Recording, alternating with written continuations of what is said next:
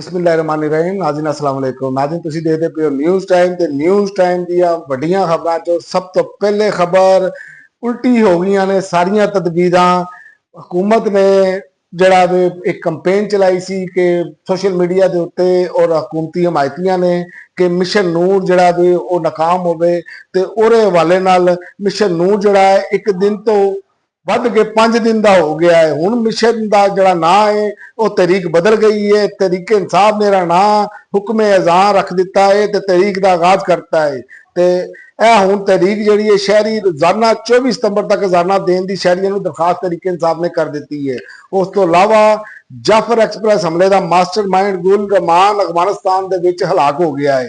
Jaffar express ਹਮਲੇ ਦਾ mastermind ਫਿਤਨਾਤੁਲ Hindustan ਦਾ ਦਹਿਸ਼ਤਗਰਦ ਗੁਲ ਰਹਿਮਾਨ ਉਰਫ ਉਸਤਾਦ ਮਰੀਦ ਅਫਗਾਨਿਸਤਾਨ ਦੇ ਵਿੱਚ ਪੁਰਸਰਾਰ ਤੌਰ ਤੇ ਹਲਾਕ ਹੋ ਗਿਆ ਹੈ।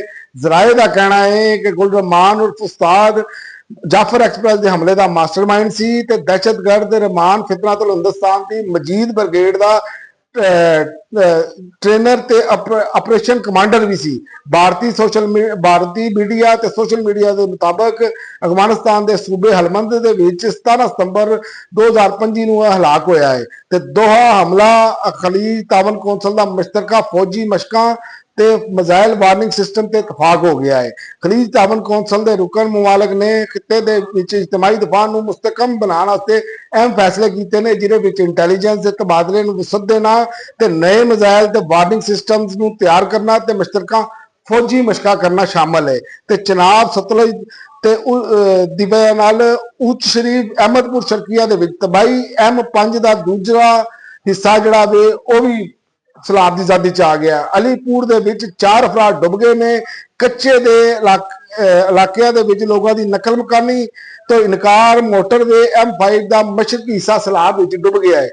हर तरफ सैलाबी पानी ने मुतासर कर दिता है जिसकी वजह ਨਾਲ मुश्किलात ਵਿੱਚ इजाफा हो गया है। बीमारियां फैलन का खदशा है। मिंचनाबाद ਦੇ ਵਿੱਚ पानी ने 60 पिंडां ਨੂੰ डुबोया है।